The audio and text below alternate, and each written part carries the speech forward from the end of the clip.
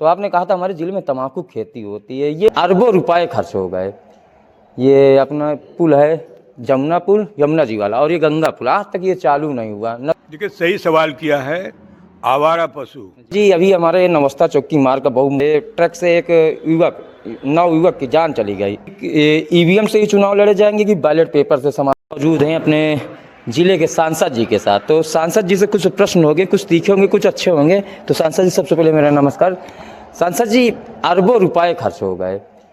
ये अपना पुल है जमुना पुल, यमुना जी वाला, और ये गंगा पुल आज तक ये चालू नहीं हुआ। न तो वो वाला चालू हो रहा, न तो ये वाला चालू हो रहा। इस पर क्या कहेंगे? देखिए, दोनों पुलों के बारे में जनता ने जो अवगत कराया, उनको दोनों को भारत सरकार और राज्य सरकार के संज्ञान में हमने दिया है, और आश्वासन भी मिला है दोनों सरकारों से कि इनको हम चलाएंगे, शीघ्र चलाएंगे। तो काफ़ी जब से बना तब से यही बताया जाए शीघ्र चलाएंगे, कहीं अभी तक चला नहीं। अब यही तो भारतीय जनता पार्टी की जो विकास की गति है, धीमी है, जबकि इसको बहुत तेज़ी से करना चाहिए, क्योंकि सबसे ज़्यादा राजस्व देने वाला ये मार्ग भी है, और कई जिलों को, राज्य को भी जोड़, दूसरे राज्य को भी जोड़ने वाला मार्ग है। बहुत ही ज़रूरत है, तो इसकी गति को तेज़ करना चाहिए भारतीय जनता पार्टी सरकार को। तो सांसद जी, एक प्रश्न और था कि अन्ना जानवर, इतने ज़्यादा अन्ना जानवर है कि बता रहे हैं कि गौशाला में हमने गायों को शिफ्ट कर दिया है, गौ रक्षक बहुत ज़्यादा, यानी कि इसका विरोध भी करते हैं कि कहीं अगर किसी भी तरीके की अगर गौ हत्या होती तो ये लोग पहुंच जाते हैं, और जहाँ पे गाय घूम रही है रोड पर, वहाँ पर व्यक्ति, जो इंसान है, वो भी इनकी चपेट में आके कहीं ना कहीं अपनी ज़िंदगी गंवा रहा है, और जो जानवर हैं वो भी अपनी ज़िंदगी गंवा रहे हैं। तो इस पर क्या कहेंगे कि कब तक ये व्यवस्था होगी कि नहीं होगी जिले की? देखिए, सही सवाल किया है। आवारा पशु जी या जंगली जानवर से सबसे ज़्यादा किसानों की परेशानी है, और इससे पहले तो धन हानि थी, अब जन हानि भी होती है। जब वो बेचारे घूमते हैं भूखे प्यासे, इधर उधर भागते हैं, कुछ लोगों को पटक भी देते हैं, कुछ लोग मार्ग दुर्घटना में मृत्यु हो जाती है।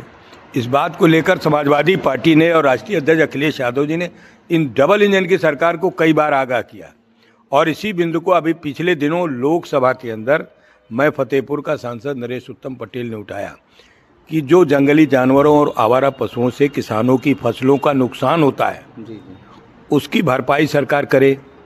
जिस तरीके से आप ओला पीड़ितों को, जिस तरीके से सूखा पीड़ितों को आप मुआवजा देते हैं या किसान फसल बीमा से जोड़ते हैं, अगर इसी तरीके से आवारा पशुओं और जंगली जानवरों से जो फसलों का नुकसान हो रहा है, उनको फसल बीमा से जोड़ दिया जाए, तो फसल जो नुकसान होगा उसको फसल बीमा में आच्छादित करने के बाद उसको मुआवजा मिल जाएगा।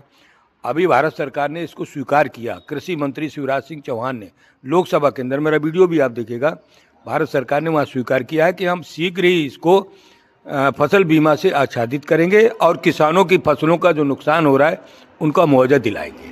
ये बहुत बड़ी उपलब्धि हुई है। मैं फतेहपुर का सांसद, फतेहपुर की समस्या को, पूरे देश की, पूरे प्रदेश की समस्या थी, इसको मैंने सदन में उठाया।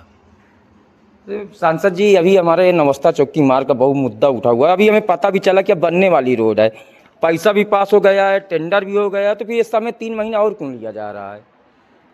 अब ये बात तो डबल इंजन की ताकत तो नहीं समझ में आ रहा है कि ये डबल इंजन की ताकत है, और हमारा तो यही कहना है कि इनकी विकास की गति बहुत धीमी है, और गति को तेज करना चाहिए। इसीलिए चाहते हैं कि 2027 में समाजवादी पार्टी की सरकार आए, और जो विकास का विजन मानी अखिलेश यादव का है, त्वरित काम को, आपने देखा होगा लखनऊ आगरा एक्सप्रेस वे 22 महीने के अंदर बना करके 302 किलोमीटर का दे दिया, देश का ने सबसे बेहतरीन सड़क।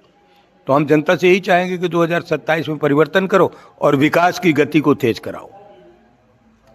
सांसद जी, अभी हमारे ही खागा नगर में ट्रक से एक युवक, 9 युवक की जान चली गई। तो वहाँ पर नो एंट्री की बात आ रही थी, नो एंट्री कब होगी, नो एंट्री कब होगी। अब जब काफ़ी सारा विरोध हुआ तो नो एंट्री हुई है 4 से 8। ये टाइमिंग क्या सही है? अगर सुबह पार होती शाम 4 से 8, तो बच्चों जो निकल रहे हैं, कहीं ना कहीं टाइमिंग गलत है। इस पर कुछ कहेंगे?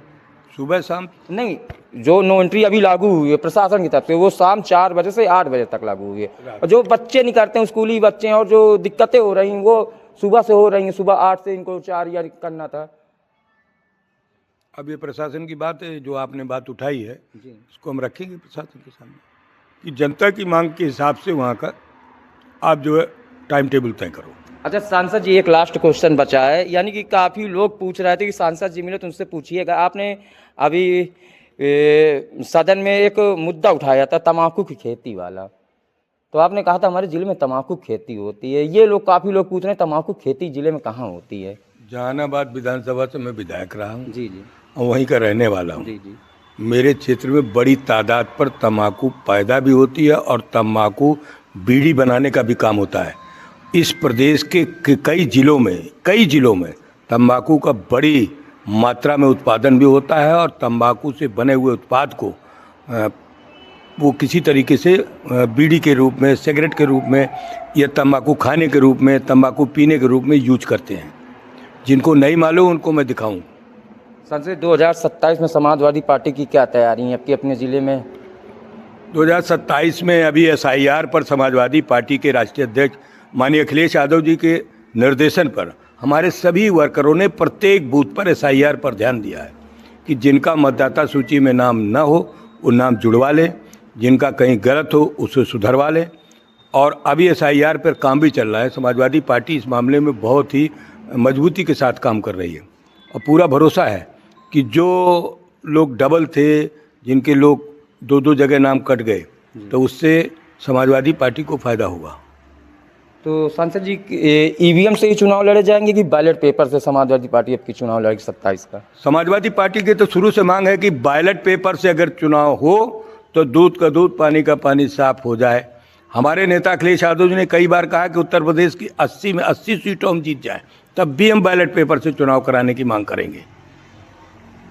तो बैलेट पेपर से तो करा ही नहीं रहे जब विरोध ही इस तरीके का नहीं हो रहा है इस पार्टी की तरफ से। देखो, विरोध संसद सदन में, विधानसभा में, सम्मेलन में, आप सब मीडिया के भाइयों के सामने, जनता के बीच में होता है और उस बात को सरकार के सामने रखा जाता है कि हमारी चुनाव की प्रणाली जो है इस पर लोगों को शंका है, इस पर लोगों को ये लगता है कि इसमें बेईमानी के चांस ज़्यादा हैं, क्योंकि ये तकनीक का युग है और हम देखते हैं तमाम तरीके की तकनीकी खामियों के कारण लोगों को परेशानियां उठानी पड़ती हैं।